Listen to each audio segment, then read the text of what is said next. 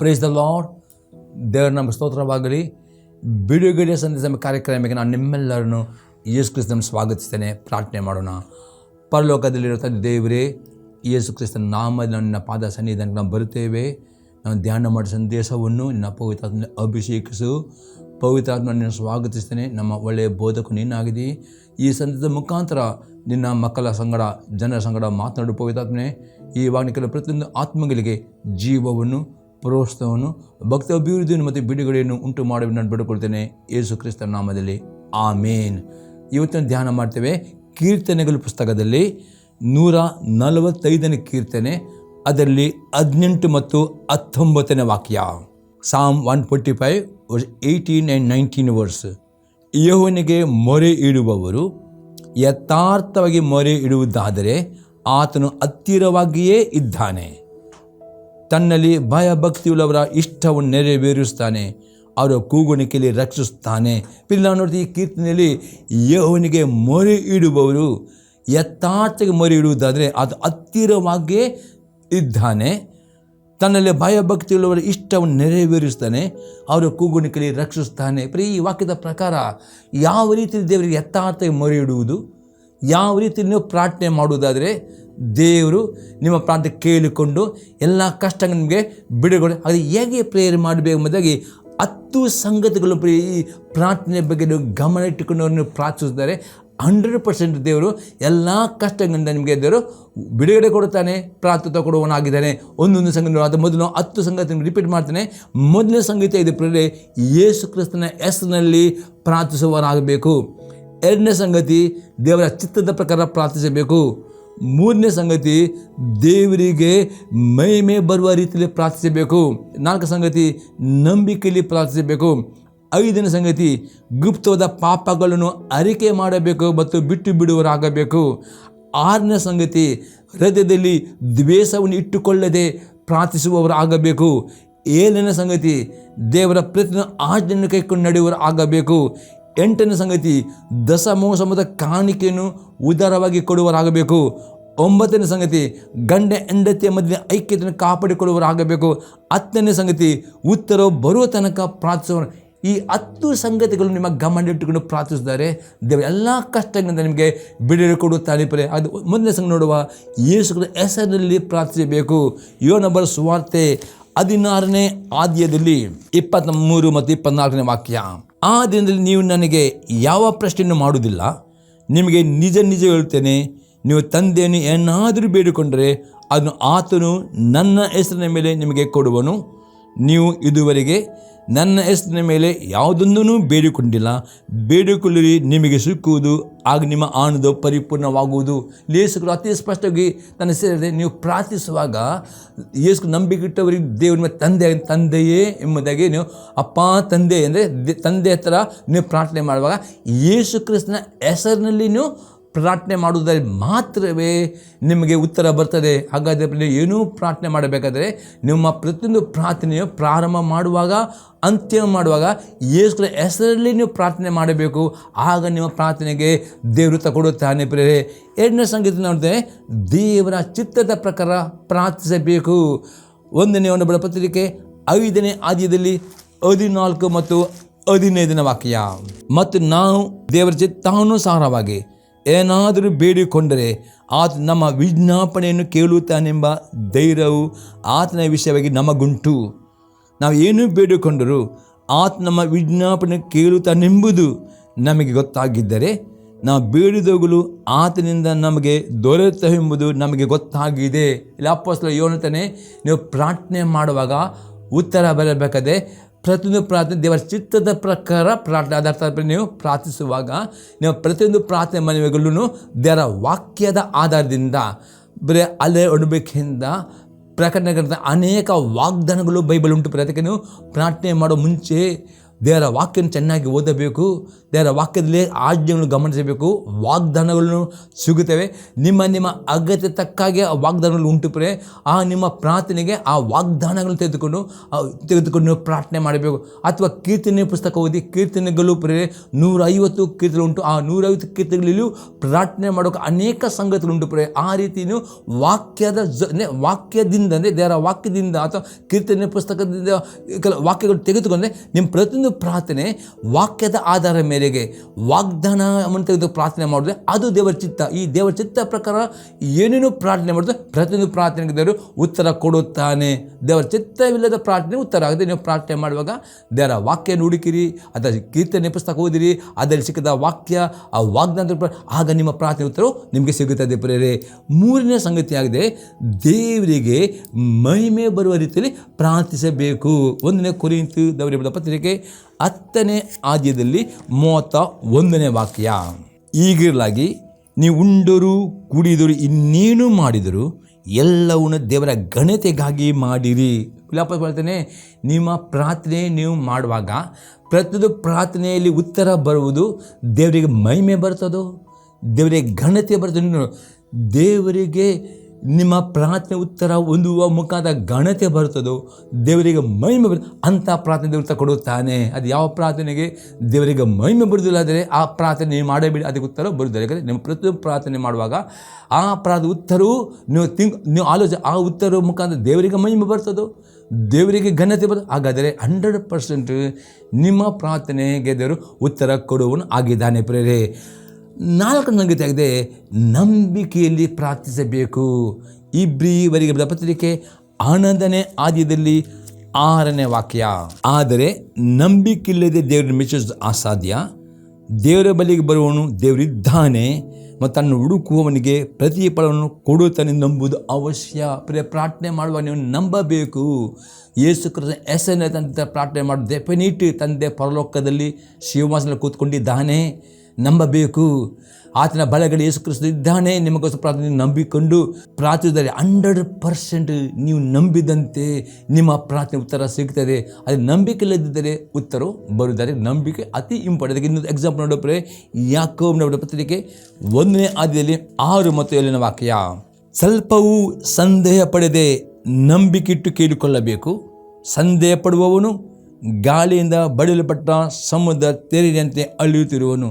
ಆ ಮನುಷ್ಯನು ತಾನು ಕರ್ತನಿಂದ ಏನಾದರೂ ಒಂದುವೆಂದು ಭಾವಿಸದೇ ಇರಲಿ. ಅಲ್ಲಿ ಯಾಕೆ ಆತಿಸ್ ಬರ್ತದೆ? ಪ್ರಾರ್ಥನೆ ಮಾಡುವಾಗ ದೃಢವಾಗಿ ನಂಬಬೇಕು. ದೇವರು ಇದ್ದಾನೆ, ಪ್ರಾರ್ಥನೆ ಉತ್ತರ ಕೊಡುತ್ತಾ ನಂಬಿಕೆಯಿಂದ ಪ್ರಾರ್ಥನೆ ಮಾಡುವುದಾದರೆ ಉತ್ತರ ಬರುತ್ತದೆ. ಆದರೆ ನೀವು ನಂಬಿಕೆಯಿಂದ ಪ್ರಾರ್ಥನೆ ಮಾಡಿದೆ ಉತ್ತರ ಅದಕ್ಕೆ ಆ ನಂಬಿಕೆ ನಿಮಗೆ ಬರಬೇಕಾದ್ರೆ ಪ್ರಾರ್ಥನೆ ಮಾಡೋ ಮೊದಲು ಗಡಿಬಿಡಿ ಮಾಡಬೇಡಿ. ಅದರ ಮೊದಲು ದೇವರ ವಾಕ್ಯನ ಓದಬೇಕು. ಹೊಸ ಹೊಂಡಬೇಕು ಓದಿರಿ, ಅಲ್ಲೊಂಡ್ಬೇಕು ಓದಿರಿ ನಂಬಿಕೆ ಹುಟ್ಟಿಸೋ ಅನೇಕ ವಾಕ್ಯಗಳು ಅಲ್ಲೊಂಡ್ಬೇಕು ಅನೇಕ ಅದ್ಭುತಗಳು ಉಂಟು ಆ ಅದ್ಭುತಗಳನ್ನು ಧ್ಯಾನ ಮಾಡಿ ಹೊಸ ಹೊಂಡಕೆಯಲ್ಲಿ ಮತ್ತೇನು ಬರೆಸೋದು ಓದಿರಿ. ಈ ವಾಕ್ಯ ಓದಿ ನಿಮಗೆ ನಂಬಿಕೆ ಬರುವತನ ಓದಿರಿ. ಯಾಕಂದರೆ ನಂಬಿಕೆಯಿಂದ ಪ್ರಾರ್ಥನೆ ಮಾಡಿದ್ರೆ ಮಾತು ಉತ್ತರ ಬರುತ್ತೆ. ಅದಕ್ಕೆ ಪ್ರಾರ್ಥನೆ ಮಾಡೋ ಮುಂಚೆ ದೇವರ ವಾಕ್ಯ ಓದುವುದು, ವಾಕ್ಯ ಧ್ಯಾನ ಮಾಡೋದು, ನಿಮ್ಮ ನಂಬಿಕೆ ಬರೋ ತನಕ ಆ ಪ್ರಾರ್ಥನೆ ನಂಬಿಕೆ ಆ ನಂಬಿಕೆ ಬರೋ ತನಕ ವಾಕ್ಯ ಓದಿ ಆ ನಂಬಿಕೆ ನಿಮ್ಮಲ್ಲಿ ಬಂತು ವಾಕ್ಯದ ಮೇಲೆ ಆನಂತರ ಪ್ರಾರ್ಥನೆ, ಆಗ ನಿಮ್ಮ ಪ್ರಾರ್ಥನೆ ಉತ್ತರ ಬರುತ್ತೆ. ಅನೇಕರು ತುಂಬ ಪ್ರಾರ್ಥನೆ ಮಾಡ್ತಾರೆ, ವಾಕ್ಯ ಓದುವುದಿಲ್ಲ. ಅದಕ್ಕೆ ಅವ್ರಿಗೆ ಪ್ರಾರ್ಥನೆ ಮಾಡ್ತಾರೆ, ಅವರಿಗೆ ಪ್ರಾರ್ಥನೆ ಮಾಡಿದ ನಂತರ ಅವರಿಗೆ ನಂಬಿಕೆ ಇಲ್ಲ, ಆಗ ಉತ್ತರ. ನೀವು ಅದಕ್ಕೆ ಪ್ರಾರ್ಥನೆ ಮಾಡೋ ಮೊದಲು ಗಡಿಬಿಡಿ ಮಾಡಬೇಡಿ. ಚೆನ್ನಾಗಿ ದೇವರ ವಾಕ್ಯನ ಓದಿರಿ. ಅಲ್ಲೊಂಬಿಡಿಕೆ, ಹೊಸ ಒಂಬಿಡಿಕೆ, ಕೀರ್ತನೆಗಳು ಈಗ ಧ್ಯಾನ ಮಾಡಿ ನಂಬಿಕೆ ನಿಮಗೆ ಬರುವ ತನಕ ನಿಮಗೆ ನಿಮ್ಮ ಒಂದು ಆತ್ಮ ನಂಬಿಕೆ ಬಂತು. ಆ ನಂತರ ಪ್ರಾರ್ಥನೆ ಮಾಡಿ 100% ನೀವು ನಂಬಿದ ಹಾಗೆ ನೀವು ಪ್ರಾರ್ಥನೆ ಮಾಡಿ ನಿಮ್ಮ ಉತ್ತರ ಬಂದೇ ಬರುತ್ತದೆ ಪ್ರಿಯರೇ. 5ನೇ ಸಂಗತಿ ನೋಡ್ತೇವೆ, ಗುಪ್ತವಾದ ಪಾಪಗಳನ್ನು ಅರಿಕೆ ಮಾಡುವರಾಗಬೇಕು ಮತ್ತು ಅವುಗಳು ಬಿಟ್ಟು ಬಿಡಬೇಕು. ಪ್ರಾರ್ಥನೆ ಉತ್ತರ ಬರಬೇಕಾದರೆ ನಾವು ನೋಡ್ತೇವೆ ಜ್ಞಾನೋಕ್ತಿ ಪುಸ್ತಕ 28ನೇ ಅಧ್ಯಾಯದಲ್ಲಿ 13ನೇ ವಾಕ್ಯ. ದೋಷಗಳನ್ನು ಮುಚ್ಚಿಕೊಳ್ಳುವವನಿಗೆ ಶುಭವಾಗದು, ಅವುಗಳನ್ನು ಒಪ್ಪಿಕೊಂಡು ಬಿಟ್ಟು ಬಿಡುವವನಿಗೆ ಕರುಣೆ ದೊರೆಯುವುದು. ಪ್ರೇರೆ ಪ್ರಾರ್ಥನೆ ಮಾಡುವಾಗ ನಿಮ್ಮ ಹೃದಯವನ್ನು ಪರೀಕ್ಷಿಸಬೇಕು. ದೇವ ನನ್ನ ಪರೀಕ್ಷಿಸು, ನನ್ನ ಹೃದಯವನ್ನು ಶೋಧಿಸು, ನಾನು ಕೇಳಿದ ಮಾರ್ಗ ಏನು ನನ್ನ ಸನಾತನ ಮಾರ್ಗ ನಡೆಸಿ. ಈ ರೀತಿ ಪ್ರಾರ್ಥನೆ ಮಾಡಿದಾರೆ ಹುಡುಕಿ ಓದಿರಿ ಪ್ರೇರೆ. ಯಾಕಂದರೆ ಯಾವುದೇ ಗುಪ್ತ ಪಾಪಗಳು ನಿಮ್ಮಲ್ಲಿ ಇದ್ದುಕೊಂಡು ಅದನ್ನು ಅರಿಕೆ ಮಾಡದೆ ಆ ಪಾಪನ ಬಿಟ್ಟು ಬಿಡದೆ ಪ್ರಾರ್ಥನೆ ಮಾಡಿದರೆ ನಿಮಗೆ ಉತ್ತರ ಬರುವುದಿಲ್ಲ. ಅದಕ್ಕೆ ಅನೇಕರು ಪ್ರಾರ್ಥನೆ ಮಾಡ್ತಾರೆ, ಪ್ರಾರ್ಥನೆ ಉತ್ತರ ಬರಬೇಕಾದ್ರೆ ನೀವು ಪ್ರಾರ್ಥನೆ ಮಾಡುವಾಗ ನಿಮ್ಮ ಹೃದಯವನ್ನು ಹುಡುಕಬೇಕು. ದೇವರ ವಾಕ್ಯದಿಂದ ಹುಡುಕಬೇಕು. ದೇವರ ವಾಕ್ಯ ನಿಮ್ಮನ್ನು ಶೋಧಿಸಬೇಕು. ಪ್ರತಿಯೊಂದು ದೇವರ ವಾಕ್ಯದಲ್ಲಿ ಬರಲಿಪಟ್ಟಿದೆ. ದೇವರ ವಾಕ್ಯದಲ್ಲಿ ಹುಡುಕುವಾಗ ನಿಮ್ಮಲ್ಲಿ ಪಾಪ ಉಂಟು, ನಿಮ್ಮ ಮನಸ್ಸಾಕ್ಷಿ ಹೇಳುವುದಾದರೆ ವಾಕ್ಯ ನಿಮಗೆ ಅಪರಾಧಿ ಮೊಣಕಾಲುವರಿ ದೇವರ ಹತ್ರ ಸಮಯಕ್ಕೆ ದೇವ ಈ ವಾಕ್ಯದ ಪ್ರಕಾರ ನಾನು ನಡೀಲಿಲ್ಲ, ಈ ಆಜ್ಞೆ ಪ್ರಕಾರ ನಡೀಲಿಲ್ಲ, ನಾನು ಶ್ರಮಿಸು ದೇವ, ಈ ದಿನ ಈ ಆಜ್ಞೆ ದಿನ ಆಗುತ್ತೆ ನಿಮಗೆ ಒಪ್ಪಿಸಿಕೊಡಿರಿ ನೋಡಿ. ಆಗ ಪ್ರಾರ್ಥೋತ್ತರ ಬರ್ತದೆ. ಅದೆಲ್ಲಿ ಇರ್ತದೆ, ಒಂದು ವೇಳೆ ದೋಷವನ್ನು ಮುಚ್ಚಿಕೊಳ್ಳುತ್ತೀರೋ ನಿಮಗೆ ಎಷ್ಟೋ ಪ್ರಾರ್ಥನೆ ಮಾಡೋ ಉತ್ತರ ಬರೋದಿಲ್ಲ. ಒಪ್ಪಿಕೊಂಡು ಬಿಟ್ಟು ಬಿಡೋರು ಮಾತ್ರವೇ ಕರುಣೆ ಅಂದರೆ ದೇವರ ಪ್ರಾರ್ಥೋತ್ತರ ಕೊಡುವವನಾಗಿದ್ದಾನೆ. ಅದಕ್ಕೆ ಇನ್ನೊಂದು ಎಕ್ಸಾಂಪಲ್ ನೋಡೋಪ್ರೆ ಐಜಯ ಪ್ರವಾದನೆ ಪುಸ್ತಕ 59ನೇ ಅಧ್ಯಾಯದಲ್ಲಿ 1 ಮತ್ತು 2ನೇ ವಾಕ್ಯ. ಈಗೋ ಇವನ ಹಸ್ತವು ರಕ್ಷಣಾಹಾರದಂತೆ ಮೋಟುಗೈಯಲ್ಲ, ಆತನ ಕಿವಿ ಕೇಳಲಾರ್ದಾಗೆ ಕಿವುಡಲ್ಲ. ಆದರೆ ನಿಮ್ಮ ಅಪರಾಧಗಳೇ ನಿಮ್ಮ ದೇವರಿಂದ ನಿಮ್ಮನ್ನು ಅಗಲಿಸ್ತಾ ಬಂದಿವೆ, ನಿಮ್ಮ ಪಾಪಗಳೇ ಆತನ ಕೇಳಲಾರದ ಅಂತೆ ಆತನ ಮುಖಕ್ಕೆ ಅಡ್ಡವಾಗಿವೆ. ಇಲ್ಲಿ ಯೋಸೇಫ ಅತಿ ಹೇಳ್ತಾನೆ, ದೇವರ ಹಸ್ತವು ರಕ್ಷಣದ ಮೋಟುಗೈಯಲ್ಲ, ದೇವರ ಕಿವಿ ಕಿವುಡಲ್ಲ ಪ್ರೇರೆ. ಹಾಗಾದರೆ ನಿಮ್ಮ ಜೀವಿತದಲ್ಲಿ ಯಾವುದೇ ಪಾಪವನ್ನು ಬಚ್ಚಿಡುವುದಾದರೆ, ಪಾಪಕ್ಕೆ ಇನ್ನೊಂದು ದಾಸರಾಗುವುದಾದರೆ, ಆ ಪಾಪದ ಜೀವಿತ ಬಿಟ್ಟು ಬಿಡದಿದ್ದರೆ, ಆ ಪಾಪದ ಸಭೆಯನ್ನು ಬಿಟ್ಟು ಬಿಡದಿದ್ದರೆ ನಿಮ್ಮ ಪ್ರಾರ್ಥನೆ ಅದು ಅಡ್ಡಿಯಾಗ್ತದೆ. ಅದಕ್ಕೆ ಎಷ್ಟು ನೀವು ಪ್ರಾರ್ಥನೆ ಮಾಡಿದ್ರು ಸಹ, ಉಪವಾಸ ಪ್ರಾರ್ಥನೆ ಮಾಡಿ ಎಷ್ಟು ತನಕ ಈ ಪಾಪವನ್ನು ಒಪ್ಪಿಕೊಳ್ಳಿದಲ್ಲವು, ಪಾಪನ ಅರಿಕೆ ಬಿಟ್ಟು ಅಷ್ಟು ತನಕ ಪ್ರಾರ್ಥನೆ ಅಡ್ಡಿ. ಅದಕ್ಕೆ ಇವತ್ತು ಅನೇಕರ ಪ್ರಾರ್ಥನೆ ಅಡ್ಡಿಯಲ್ಲ ಕಾರಣ ಇದೇ ಆಗಿದೆ. ಅದಕ್ಕೆ ನೀವು ಪ್ರಾರ್ಥನೆ ಮಾಡುವಾಗ ದೇವರ ವಾಕ್ಯನ ಓದಬೇಕು, ಚೆನ್ನಾಗಿ ಓದಬೇಕು, ಚೆನ್ನಾಗಿ ಧ್ಯಾನ ಮಾಡಬೇಕು, ಮತ್ತು ದೇವರ ವಾಕ್ಯದ ನಿಮ್ಮ ಹೃದಯವನ್ನು ಹುಡುಕಬೇಕು. ದೇವರ ಪ್ರಾರ್ಥನೆ ಮಾಡಿದೇವ, ಈ ವಾಕ್ಯದಿಂದ ನನ್ನನ್ನು ಪರೀಕ್ಷಿಸಿದೇವ, ನನ್ನಂತಂದರೆ ಏನಾದರೂ ಗುಪ್ತ ಪಾಪ ಇದೆ ಅಂತ ಆಗ ಮಾತ್ರ ದೇವರ ಆತ್ಮನು ಆ ವಾಕ್ಯ ಓದುವಾಗ ನಿಮ್ಮಲ್ಲಿ ಪಶ್ಚಾತ್ತಾಪ ಬರ್ತದೆ. ಆಗ ಪಶ್ಚಾತ್ತಾಪಡಬೇಕು. ಮತ್ತು ಖಾಲಿ ಪಶ್ಚಾತ್ತಾಪ ದೇವ ಇನ್ನು ಮುಂದೆ ಈ ಪಾಪದ ಸ್ವಭಾವವನ್ನು ಬಿಟ್ಟು ಬಿಡುತ್ತೇನೆ ಎಂಬುದಾಗಿ ಬಿಟ್ಟು ಬಿಡಬೇಕು. ಮತ್ತು ಅದಕ್ಕೆ ಆಗ ನಿಮ್ಮ ಪ್ರಾರ್ಥನೆ ಅತಿ ಬೇಗನೆ ನೀವು ಪಡೆದುಕೊಳ್ಳುತ್ತೀರಿ. ಬಿಡುಗಡೆ ಆಶೀರ್ವಾದ ಬರ್ತದೆ ಪ್ರೇರೆ. 6ನೇ ಸಂಘ ನೋಡ್ತೀವಿ, ಹೃದಯದಲ್ಲಿ ದ್ವೇಷವನ್ನು ಇಟ್ಟುಕೊಳ್ಳಬಾರದು. ಮಾರ್ಕನ್ನು ಬರೆಸುವಂತೆ 11ನೇ ಅಧ್ಯಾಯದಲ್ಲಿ 25 ಮತ್ತು 26ನೇ ವಾಕ್ಯ. ಇದಲ್ಲದೆ ನೀವು ನಿಂತುಕೊಂಡು ಪ್ರಾರ್ಥನೆ ಮಾಡುವಾಗೆಲ್ಲ ಯಾರ ಮೇಲೆ ಏನಾದರೂ ವಿರೋಧವಿದ್ದರೆ ಅದನ್ನು ಅವನಿಗೆ ಕ್ಷಮಿಸಿರಿ. ಕ್ಷಮಿಸಿದರೆ ಪರಲೋಕದಲ್ಲಿರುವ ನಿಮ್ಮ ತಂದೆಯು ಸಹ ನಿಮ್ಮ ತಪ್ಪುಗಳು ನಿಮಗೆ ಕ್ಷಮಿಸಿ ಬಿಡುವನು ಅಂದನು. ಇವತ್ತು ಯೇಸು ಅತಿ ಸ್ಪಷ್ಟ ಹೇಳ್ತಾನೆ, ನೀವು ಪ್ರಾರ್ಥನೆ ಮಾಡುವಾಗ ಯಾರ ಬಗ್ಗೆಯೂ ಏನಾದರೂ ವಿರೋಧವಿದ್ದರೆ, ಏನಾದರೂ ಅವರ ಬಗ್ಗೆ ಕೋಪ, ದ್ವೇಷ, ಕೈತನ ಅನುಭವ ಒಂದಿದ್ದ ಭಾವನೆ ಇದ್ದರೆ ಅದನ್ನು ಅವರಿಗೆ ಕ್ಷಮೆಯನ್ನು ಕೊಡಬೇಕು. ಪೂರ್ಣ ಹೃದಯದಿಂದ ಕ್ಷಮಿಸಬೇಕು, ಅದು ಬಿಟ್ಟು ಬಿಡಬೇಕು ಪ್ರೇರೆ. ಅದು ದುಃಖವನ್ನು ನಿಮ್ಮ ತೆಗೆದು ಬಿಡಬೇಕು. ಆವಾಗ ಮಾತ್ರ ಪ್ರಾರ್ಥನೆ ಉತ್ತರ ಬರ್ತೀವಿ. ಅನೇಕರು ಪ್ರೇರೆ ಪ್ರಾರ್ಥನೆ ಮಾಡುತ್ತಾರೆ, ಅದು ಅವರದಲ್ಲಿ ಕೆಲವೊಂದು ನೋವುಗಳು, ಕೆಲವೊಂದು ಕೈಯಾದ ಒಂದು ನೆನಪುಗಳು, ಕೆಲವೊಂದು ವ್ಯಕ್ತಿಗಳು ಅವರಿಗೆ ಇಟ್ಟುಕೊಳ್ಳುತ್ತಾರೆ. ಅವರು ಸಮಯ ಕೊಡ್ತಾ ಇರ್ತಾರೆ, ಅದು ಮರೆತು ಬಿಡುತ್ತೆ ಪದೇ ಪದೇ. ಆ ರೀತಿ ನಿಮ್ಮ ಮರದಲ್ಲಿ ಯಾರ ಬಗ್ಗೆಯೂ ಪ್ರೇರೆ ನೋವಿಟ್ಟುಕೊಂಡರೆ, ಅಥವಾ ಯಾರ ವ್ಯಕ್ತಿಗಳು ನಿಮ್ಮ ಮರದಲ್ಲಿ ಇಟ್ಟುಕೊಂಡರೆ ಪ್ರೇರೆ ಅಂದರೆ ಅವ್ರ ಪ್ರೇರೆ ಎಷ್ಟು ತನಕ ನೀವು ಹೃದಯದಿಂದ ನಿಮಗೆ ತಪ್ಪು ಮಾಡುವವನು ಪರಿಪೂರ್ಣ ಸಮಯ ಕೊಡದಲೋ, ಆ ದುಃಖವನ್ನು ಮರೆತು ಬಿಡದಲೋ ಬೇರೆ ನಿಮ್ಮ ಪ್ರಾರ್ಥನೆ ಅಡ್ಡಿಯಾಗ್ತದೆ. ಅದಕ್ಕೆ ಅನೇಕರ ಅಡ್ಡಿ ಕಾರಣ ಇದು ಆಗಿದೆ. ಅದಕ್ಕೆ ಇನ್ನೊಂದು ಎಕ್ಸಾಂಪಲ್ ನೋಡೋ ಪ್ರೇರೆ, ಕೊಲೊಸ್ಸೆಯವರಿಗೆ ಬರೆದ ಪತ್ರಿಕೆ 3ನೇ ಅಧ್ಯಾಯದಲ್ಲಿ 12ರಿಂದ 14ನೇ ವಾಕ್ಯ ತನಕ. ಈಗಿರಲಾಗಿ ನೀವು ದೇವರಿಂದ ಆರಿಸಿಕೊಂಡವರು, ಪ್ರತಿಷ್ಠಿತರು, ಪ್ರಿಯರು ಆಗಿರುವುದರಿಂದ ಕನಿಕರ, ದಯೆ, ದೀನಭಾವ, ಸಾತ್ವಿಕತ್ವ, ದೀರ್ಘಶಾಂತಿ ಎಂಬ ಸದ್ಗುಣಗಳನ್ನು ಧರಿಸಿಕೊಳ್ಳಿರಿ. ಮತ್ತೊಬ್ಬರಿಗೆ ತಪ್ಪು ಕಾರಣವಿದ್ದರೂ ತಪ್ಪುವರಿಸದೆ ಒಬ್ಬರಿಗೊಬ್ಬರು ಸೇರಿಸಿಕೊಂಡು ಶ್ರಮಿಸಿರಿ. ಕರ್ತನು ನಿಮ್ಮನ್ನು ಶ್ರಮಿಸಿದಂತೆಯೇ ನೀವು ಶ್ರಮಿಸಿರಿ. ಇದರ ಮೇಲೆ ಪ್ರೀತಿಯನ್ನು ಧರಿಸಿಕೊಂಡಿರಿ, ಅದು ಸಮಸ್ತವನ್ನು ಸಂಪೂರ್ಣ ಮಾಡುವ ಬಂಧವಾಗಿದೆ. ಏನಪ್ಪ ಅತಿ ಸ್ಪಷ್ಟ ಇದೆ. ಮತ್ತೊಬ್ಬನ ತಪ್ಪು ಕಾರಣವಿದ್ದರೂ ಪದೇ ಪದೇ ಒಬ್ಬರು ತಪ್ಪುವರಿಸದೆ ಅವ್ರ ಹೃದಯಪೂರ್ವಕವನ್ನು ಕ್ಷಮೆ ಕೊಡಬೇಕು ಮತ್ತು ಪ್ರೀತಿಯಿಂದ ನೀವು ಆ ಐಕ್ಯತೆಯನ್ನು ಕಾಪಾಡಬೇಕು. ಆವಾಗ ಮಾತ್ರ ಪ್ರಾರ್ಥನೆ ಉತ್ತರ ಬರುತ್ತದೆ. ಇಲ್ಲದ್ರೆ ಎಷ್ಟು ತನಕ ನಿಮ್ಮಲ್ಲಿ ಯಾರ ಬಗ್ಗೆ ದ್ವೇಷ, ಕೋಪ, ಕ್ರೋಧ, ಮತ್ಸರ ಇದು ಇಟ್ಟರೆ ನಿಮ್ಮ ಪ್ರಾರ್ಥನೆ ಉತ್ತರ ಅಡ್ಡಿ ಆಗುತ್ತದೆ. ಅದಕ್ಕೆ ಈ ಪಾಪವನ್ನು ಈ ಸಮಯ ಅಂದರೆ ಹೃದಯಪೂರ್ವಕ ಸಮಯ ಕೊಡುವುದು ಅತಿ ಅಗತ್ಯವಾಗಿದೆ. ಪ್ರಾರ್ಥನೆ ಉತ್ತರ ಬರಬೇಕಾಗಿದೆ. ಇನ್ನು ಎಕ್ಸಾಂಪಲ್ 1ನೇ ಬರೆದ ಪತ್ರಿಕೆ 3ನೇ ಅಧ್ಯಾಯದಲ್ಲಿ 15ನೇ ವಾಕ್ಯ. ತನ್ನ ಸಹೋದರನು ದ್ವೇಷಿಸುವವನು ಕೊಲೆಗಾರನಾಗಿದ್ದಾನೆ, ಮತ್ತು ಯಾವ ಕೊಲೆಗಾರನಲ್ಲಿಯೂ ನಿತ್ಯ ಜೀವ ಇರುವುದಿಲ್ಲ ಎಂಬುದು ನಿಮ್ಗೆ ಗೊತ್ತಾಗಿದೆ. ಪುನಃ ಅಲ್ಲಿ ಯಾವುದೇ ದ್ವೇಷ ಅಂದರೆ ಯಾರ ಬಗ್ಗೆ ದ್ವೇಷ, ಕೋಪ, ಕ್ರೋಧ ಅದು ಇಟ್ಟುಕೊಂಡರೆ ಪ್ರೇರೆ ನಿಮ್ಮ ಪ್ರಾರ್ಥನೆ ಉತ್ತರ ಅಡ್ಡಿ ಆಗುತ್ತದೆ. ಅದಕ್ಕೆ ಅವರನ್ನು ಪರಿಪೂರ್ಣ ಸಮಯ ಕೊಡುವುದು ಅತಿ ಇಂಪಾರ್ಟೆಂಟ್. ಪ್ರಾರ್ಥನೆ ಬರಬೇಕಾದ್ರೆ ಇನ್ನೊಂದು ಎಕ್ಸಾಂಪಲ್ ನೋಡಿದ್ರೆ ಎಫೆಸದವರಿಗೆ ಬರೆದ ಪತ್ರಿಕೆ 4ನೇ ಅಧ್ಯಾಯದಲ್ಲಿ 26 ಮತ್ತು 27ನೇ ವಾಕ್ಯ. ಕೋಪ ಮಾಡಬೇಕಾದರೂ ಪಾಪ ಮಾಡಬೇಡಿರಿ, ಸೂರ್ಯನು ಮುಳುಗುವುದಕ್ಕಿಂತ ಮುಂಚೆ ನಿಮ್ಮ ಸಿಟ್ಟು ತೀರಲಿ. ಸೈತನಿಗೆ ಅವಕಾಶ ಕೊಡಬೇಕು. ಪುನಃ ಕೋಪ ಮಾಡಬೇಕು. ಅನೇಕರು ಪ್ರಿಯತೆ ಕೋಪ ಮಾಡುತ್ತಾರೆ, ಕೋಪ ಮಾಡಿ ಆ ಕೋಪ ಇಟ್ಟುಕೊಳ್ಳುತ್ತಾರೆ. ಅದಕ್ಕೆ ಕೋಪ ಮಾಡಬೇಕಾದರೂ ಪಾಪ ಮಾಡಬೇಡ್ರಿ, ಸೂರ್ಯನ ಮುಳುಗಿದ ಮುಂಚೆ ನಿಮ್ಮ ಸಿಟ್ಟು ತೀರಲಿ. ಸರಿ, ಅವಕಾಶ ಕೊಡಬೇಕು. ಎಷ್ಟರ ತನಕ ನಿಮ್ಮ ಹೃದಯದಲ್ಲಿ ಒಬ್ಬರ ಬಗ್ಗೆ ಕೋಪ ಅಥವಾ ನೋವು ಇಟ್ಟುಕೊಳ್ಳುತ್ತೀರೋ, ಎಷ್ಟೊಂದು ಅವರಿಗೆ ನಾವು ಸಮಯ ಕೂಡ ಅಷ್ಟು ನಮ್ಮ ಪ್ರಾರ್ಥನೆ ಅಡ್ಡಿ ಆಗ್ತದೆ ಎಂಬುದಾಗಿ ಅತಿ ಸ್ಪಷ್ಟ ಅಪೊಸ್ತಲ ಪೌಲ್ ಹೇಳಿದೆ.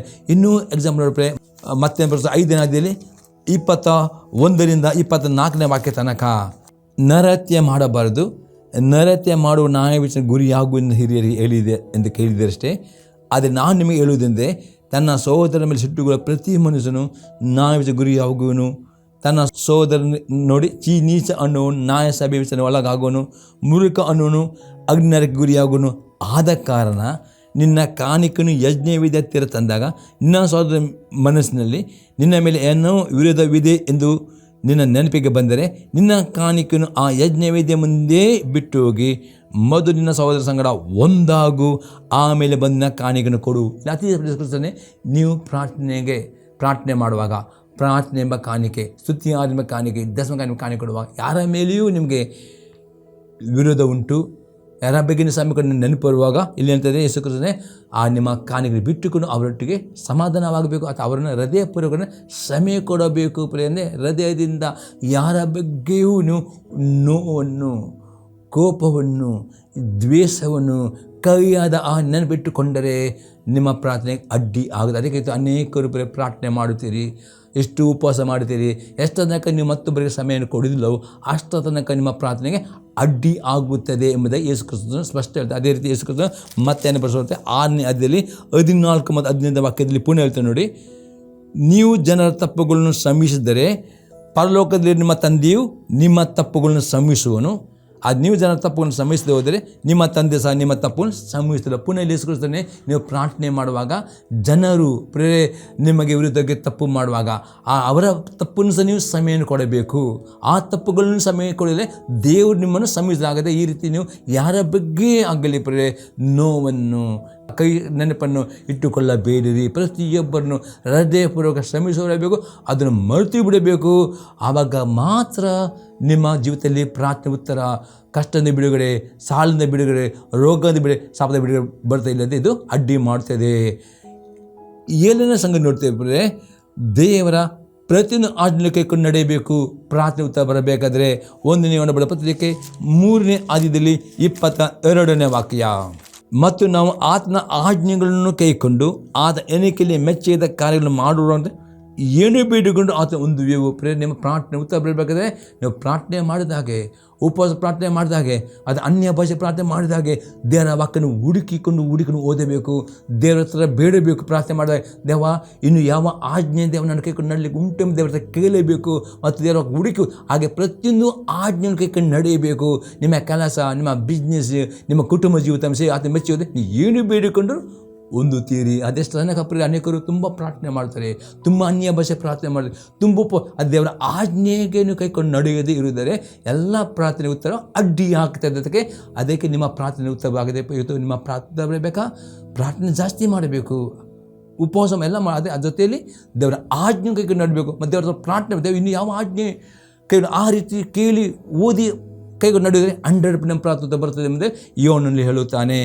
ಈಗ 8ನೇ ಸಂಘ ನೋಡ್ತೇವೆ, ದಶಮಾಂಶ ಮತ್ತು ಕಾಣಿಕೆಯನ್ನು ಉದಾರವಾಗಿ ಕೊಡುವವರಾಗಬೇಕು.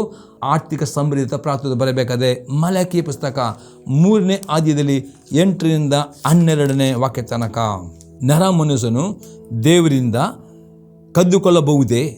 ನೀವು ನನ್ನಿಂದ ಕದ್ದುಕೊಳ್ಳುತ್ತಿದ್ದೀರಿ. ನಿನ್ನಿಂದ ಏನು ಕದ್ದುಕೊಂಡಿದ್ದೇವೆ ಎಂದು ಕೇಳುತ್ತೀರೋ? ದಶಮಾಂಶ, ನನಗೋಸ್ಕರ ಪ್ರತ್ಯೇಕಿಸಿದ ಪದಾರ್ಥ, ಇವುಗಳನ್ನೇ. ನೀವು ಅಂದರೆ ಈ ಜನದವರೆಲ್ಲ ನನ್ನಿಂದ ಕದ್ದುಕೊಳ್ಳುವದ ಕಾರಣ ಶಾಪಗ್ರಸ್ತರಾಗಿದ್ದೀರಿ. ನನ್ನ ಆಲಯವು ಆಹಾರ ಶೂನ್ಯವಾಗದಂತೆ ನೀವು ದಶಮಾಂಶ ಯಾವತ್ತನ್ನೂ ಭಂಡಾರಕ್ಕೆ ಬನ್ನಿರಿ. ನಾನು ಪರಲೋಕದ ದ್ವಾರಗಳನ್ನು ತೆರೆದು ನಿಮ್ಮಲ್ಲಿ ತಡೆಯಿಲ್ಲ ಆಗದಷ್ಟು ಸುವರವನ್ನು ಸುರಿಯುವೇನೂ ಇಲ್ಲವೋ ನನ್ನನ್ನು ಹೀಗೆ ಪರೀಕ್ಷಿಸಿರಿ. ಇದು ಸೇನಾಧೀಶ್ವರಿಯ ನುಡಿ. ನುಂಗುವುಳ್ಳನ್ನು ನಾನು ನಿಮಗೆ ತಡೆಯುವೆನು. ಅದು ನಿಮ್ಮ ಭೂಮಿಯ ಫಲವನ್ನು ನಾಶ ಮಾಡೋದು, ನಿಮ್ಮ ದ್ರಾಕ್ಷಿ ಹಣ್ಣು ತೋಟದಲ್ಲಿ ಉದುರಿ ಹೋಗೋದು. ಇದು ಸೇನಾಧೀಶ್ವರ ಯೆಹೋವನ ನುಡಿ. ಆಗ ಸಕಲ ಜನಾಂಗಗಳು ನಿಮ್ಮನ್ನು ದಂಡು ಕೊಂಡಾಡುವರು. ಇದು ನಿಮ್ಮ ದೇಶ ಆನಂದವಾಗಿರುವುದು. ಇದು ಸೇನಾಧೀಶ್ವರ ಯೆಹೋವನ ನುಡಿ. ದೇವ, ಇದು ಆಜ್ಞೆ ಆಗಿದೆ ಪ್ರಿಯರೇ. ಹೊಸ ನುಡಿಕಲು ಯೇಸು ಕ್ರಿಸ್ತನು ಹೇಳ್ತಾನೆ, ಲೂಕನ ಬರೆದ 6:30 ಕೊಡಿರಿ, ಕೊಡಲ್ಪಡುವುದು, ಜಡಿದು ಅಲ್ಲಾಡಿಸಿ ಹೊರಸಲು ಸರಿ ಹಾಕು. ಇದು ದೇವರ ಆಜ್ಞೆ ಆಗಿದೆ ಪ್ರಿಯರೇ. ನಿಮಗೆ ಇವತ್ತು ಅನೇಕರು ಕೆಲಸ ಮಾಡುತ್ತಾರೆ, ಬಿಸ್ನೆಸ್ ಮಾಡುತ್ತಾರೆ, ಆದರೂ ಸಾಲ ಹಾಗೆ ಉಳಿಯುತ್ತದೆ.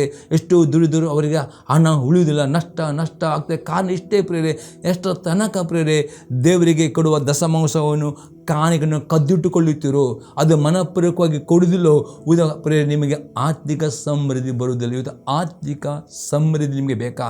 ನಿಮಗೆ ಸಾಲಿಂದ ಬಿಡುಗಡೆ ಬೇಕಾ? ಬಡತನ ಕೊರತೆಯಿಂದ ಬಿಡುಗಡೆ ಬೇಕು? ಒಂದೇ ಕಂಡೀಷನ್, ಪ್ರಾರ್ಥನೆ ಮಾಡಬೇಕು.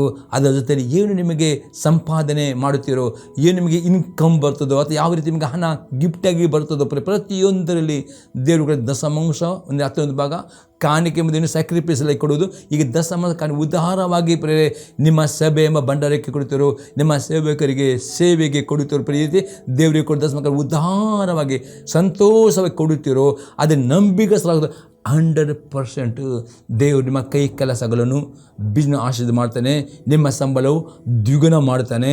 ನಿಮ್ಮ ಸಾಲವು ಬಿಡುಗಡೆಯಾಗಿ ಆರ್ಥಿಕ ಸಮೃದ್ಧಿ ಇರ್ತೀವಿ, ಏನು ಕೊರತೆ ಆಗುವುದಿಲ್ಲ. ಅದೆಷ್ಟು ತನಕ ನೀವು ಈ ದಶಮಾಂಶವನ್ನು ಅಥವಾ ಕದ್ದಿಟ್ಟುಕೊಳ್ಳೋದು ಅಷ್ಟು ತನಕ ಆರ್ಥಿಕ ಸಮೃದ್ಧಿ ಬರುವುದಿಲ್ಲ, ಸಾಲ ಬಿಡುಗಡೆ. ಕಾರಣ ಇದು ಪಾಪವಾಗಿದೆ ಪ್ರಿಯರೇ, ಇದು ಒಪ್ಪಿಕೊಳ್ಳಬೇಕು.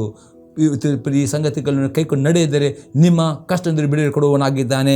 ಈಗ 9ನೇ ಸಂಗತಿ ನೋಡ್ತೀವಿ ಪ್ರಿಯರೇ, ಗಂಡ ಹೆಂಡತಿಯ ಮೇಲೆ ಐಕ್ಯತೆಯನ್ನು ಕಾಪಾಡಿಕೊಳ್ಳಬೇಕು. ಪೇತ್ರನು ಬರೆದ ಮೊದಲನೇ ಪತ್ರಿಕೆ ಅದು 3ನೇ ಅಧ್ಯಾಯದಲ್ಲಿ 6 ಮತ್ತು 7ನೇ ವಾಕ್ಯ. ಸಾರಲು ಹಾಗೆಯೇ ಅಬ್ರಹಾಮನಿಗೆ ವಿಧೇಯನಾಗಿದ್ದು ಅವನನ್ನು ಯಜಮಾನ ಎಂದು ಕರೆದವಳು ಎಂದು ಬರೆದಿದೆ. ನೀವು ಸಾರಲ ಕುಮಾರ್ತೆಗಳಾಗಿದ್ದೀರಲ್ಲ, ಅದೇ ರೀತಿ ಪುರುಷರೇ, ಸ್ತ್ರೀಯು ಪುರುಷನಿಗಿಂತ ಬಲಹೀನಳೆಂಬುದನ್ನು ಜ್ಞಾಪಕ ಮಾಡಿಕೊಂಡು ನಿಮ್ಮ ಹೆಂಡತಿಯರ ಸಂಗಡ ವಿವೇಕದಿಂದ ಒಗೆತನ ಮಾಡಿರಿ. ಅವರು ಜೀವವರೆಗೆ ನಿಮ್ಮೊಂದಿಗೆ ಬಾಧ್ಯರಾಗಿದ್ದರೆಂದು ತಿಳಿದು ಅವರಿಗೆ ಮಾನವನ್ನು ಸಲ್ಲಿಸಿರಿ.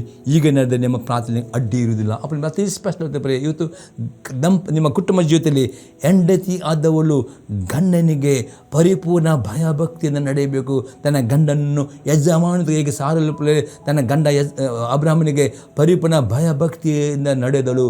ತನ್ನ ಗಂಡನನ್ನು ಆ ರೀತಿ ಪ್ರತಿಯೊಬ್ಬ ಸ್ತ್ರೀಯು ತಮ್ಮ ಗಂಡಂದರಿಗೆ ಭಯಭಕ್ತಿಯಿಂದ ಅವರನ್ನು ಗೌರವವನ್ನು ಕಲಿಬೇಕು.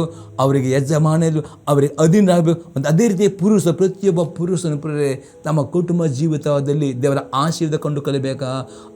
ನಿಮ್ಮ ಗಂಡನಾದವನು ತಮ್ಮ ಹೆಂಡತಿಯು ಕೆಲವು ರೀತಿಯಲ್ಲಿ ಅವರು ಶಾರೀರಿಕವಾಗಿ ಅಥವಾ ಮಾನಸಿಕ ಯಾವ ರೀತಿ ನಿಮ್ಮ ಹೆಂಡತಿ ಬಲಹೀನತೆ ಉಂಟು ಅದನ್ನು ಚೆನ್ನಾಗಿ ತಿಳಿದುಕೊಂಡು ಆ ನಿಮ್ಮ ಹೆಂಡತಿಯ ಬಲಹೀನತೆಯಲ್ಲಿ ನೀವು ಅವರ ಆಧಾರವಾಗಿದ್ದುಕೊಂಡು ಆ ಬಲಹೀನತೆ ಅವರ ಸಹಿಸಿಕೊಂಡು ನಿಮ್ಮ ಹೆಂಡತಿ ನೀವು ಸಂಪೂರ್ಣ ಹೃದಯದಿಂದ ಪ್ರಾಣದಂತೆ ಅವರು ಪ್ರೀತಿಸಿಕೊಂಡು ಅವರೊಟ್ಟಿಗೆ ವಿವೇಕದಿಂದ ಅವರಿಗೆ ಒಗತನ ಮಾಡಿಕೊಂಡು ಅವರೊಟ್ಟಿಗೆ ಸೇರಿ ಒಂದು ಮನಸ್ಸು ಪ್ರಾರ್ಥನೆ ಮಾಡೋದು 100% ನಿಮ್ಮ ಕುಟುಂಬ ಆಶೀರ್ವಾದ. ಅನೇಕ ಕುಟುಂಬದಲ್ಲಿ ಆಶೀರ್ವಾದ ಬರುವುದಿಲ್ಲ. ಅನೇಕ ಕಾರಣ ಇಷ್ಟೇ ಪ್ರಿಯರೇ, ಗಂಡ ಹೆಂಡತಿ ಮಧ್ಯೆ ಐಕ್ಯತೆ, ಗಂಡ ಒಂದು ಮನಸ್ಸು ಇಲ್ಲ, ಅವರ ಮಧ್ಯೆ ಪ್ರಾರ್ಥನೆ ಇಲ್ಲ ಪ್ರಿಯ, ಹಾಗಾದರೆ ಅವರ ಕುಟುಂಬ ಆಶೀರ್ವಾದ ಪ್ರಿಯಿತು. ಅನೇಕ ಕುಟುಂಬಗಳು ಪ್ರಿಯಿತು ಕಷ್ಟದಲ್ಲಿ ಬಿದ್ದಿದ್ದೇವೆ. ಅನೇಕ ಕುಟುಂಬದಲ್ಲಿ ರೋಗ ತಪ್ಪುವುದಿಲ್ಲ. ಅನೇಕ ಸಾಲ ಕಾಲ ಇಷ್ಟೇ ಪ್ರಿಯರೇ, ನಿಮ್ಮ ಐಕ್ಯತೆ, ಗಂಡ ಮತ್ತು ಹೆಂಡತಿ ಐಕ್ಯತೆ ಈ ರೀತಿ ಬೇಕು. ಸ್ತ್ರೀಯು ಹೆಂಡತಿ ತಮ್ಮ ಗಂಡನಿಗೆ ಭಯಭಕ್ತಿಯನ್ನು ನಡೆದುಕೊಳ್ಳಬೇಕು, ಅಧೀನರಾಗಬೇಕು.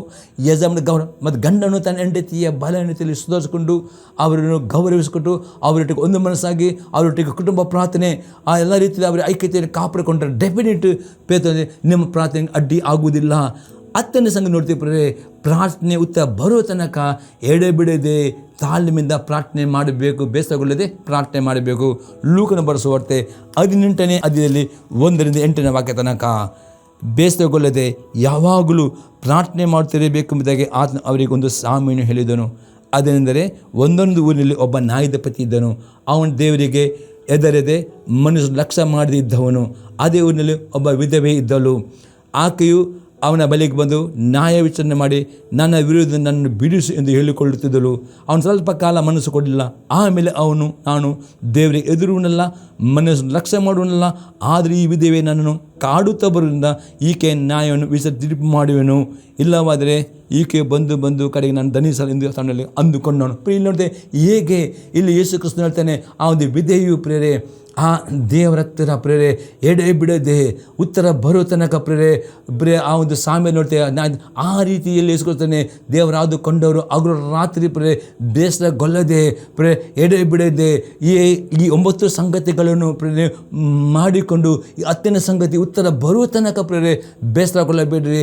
100% ದೇವರು ನಿಮ್ಮ ಪ್ರತಿಯೊಂದು ಪ್ರಾರ್ಥನೆ ಉತ್ತರ ಕೊಡುತ್ತಾನೆ. ಪ್ರತಿಯೊಂದು ಕಷ್ಟದಿಂದ ರೋಗದಿಂದ ನಿಮಗೆ ಬಿಡುಕೊಡ್ತಾನೆ. ದೇವ್ರನ್ನ ಆಶ್ರಯ ಮಾಡಲಿ. ಈ ಸಂದರ್ಭದಲ್ಲಿ ಉತ್ತಮವಾಗದರೆ ನಿಮ್ಮ ಅಭಿಪ್ರಾಯ ತಿಳಿಸಿರಿ.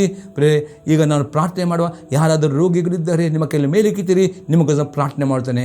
ತಂದೆ ದೇವರೇ, ಯೇಸು ಕ್ರಿಸ್ತನ ನಾಮದಲ್ಲಿ ಸ್ತೋತ್ರವನ್ನು ಕೊಂಡಾಡ್ತೇನೆ. ಈ ಥರ ಪ್ರತಿಯೊಬ್ಬ ವೀಕ್ಷಕರನ್ನು ತಂದೆ ಮಗ ಪವಿತ್ರ ಹೆಸರನ್ನೇ ಯೇಸುವಿನ ಒಡೆತನಿಗೆ ಒಪ್ಪಿಸಿಕೊಡ್ತೇನೆ. ಎಲ್ಲ ವೀಕ್ಷಕರು ಈ ರೀತಿ ಪ್ರಾರ್ಥನೆ ಮಾಡಲಿಕ್ಕೆ ಅವರಿಗೆ ಕಲಿಸಿಕೊಟ್ಟಿದ್ದೀಯವ, ಆ ರೀತಿ ಪ್ರತಿಯೊಬ್ಬರು ಆ ನಂಬಿಕೆಯಲ್ಲಿ ಪ್ರಾರ್ಥನೆ ಮಾಡಲಿಕ್ಕೆ ಪ್ರತಿಯೊಬ್ಬರೇ ಕಲಿಸಿಕೊಡಬೇಕು. ಪ್ರಾರ್ಥನೆ ಮಾಡುವ ನಿನ್ನ ಆತ್ಮ ಕೊಡಬೇಕು ನಾವು ಬಿಡ್ಕೊಳ್ತೇವೆ. ಮತ್ತು ಈ ಕೈಗಳ ಮೇಲೆ ಕಿತ್ತ ಪ್ರತಿಯೊಬ್ಬರ ರೋಗಿಗಳ ವಿರುದ್ಧವಾಗಿ, ಪ್ರತಿಯೊಂದು ಕಷ್ಟದಲ್ಲಿ ಪ್ರತಿಯೊಬ್ಬರ ವಿರುದ್ಧ ಕಾರ್ಯ ಮಾಡುವಂಥ ಎಲ್ಲ ಬಡತನ, ಕೊರತೆ, ಸಾಲ, ನಿರಾಶೆ, ಜಿಗುಪ್ಸೆ ಎಲ್ಲ ರೋಗ ದುಷ್ಟ ಶಕ್ತಿಗಳನ್ನು ಬಂಧಿಸ್ತೇನೆ. ಮತ್ತು ಪ್ರತಿಯೊಂದು ರೋಗಿಗಳನ್ನು ಎಲ್ಲ ರೋಗದ ಬಂಧನದಿಂದ ಬಿಡುಗಡೆಗೊಳಿಸ್ತೇನೆ. ಮತ್ತು ಯೇಸುಕ್ರಿಸ್ತನ ಗುಣಮಾಡುವ ಶಕ್ತಿಯು ಪ್ರತಿ ರೋಗಿಗಳು ಮುಟ್ಟಿ ಪ್ರತಿಯೊಂದು ಗುಣ ಹೊಂದಲಿ, ಪ್ರತಿಯೊಂದು ಆಶೀರ್ವಾದ ಹೊಂದಲಿ, ಬಿಡುಗಡೆ ಹೊಂದಲಿ. ಯೇಸುಕ್ರಿಸ್ತನ ನಾಮದಲ್ಲಿ ಆಮೇನ್. Praise the lord. ದೇವರು ನಿಮ್ಮನ್ನು ಆಶೀರ್ವಾದ ಮಾಡಲಿ.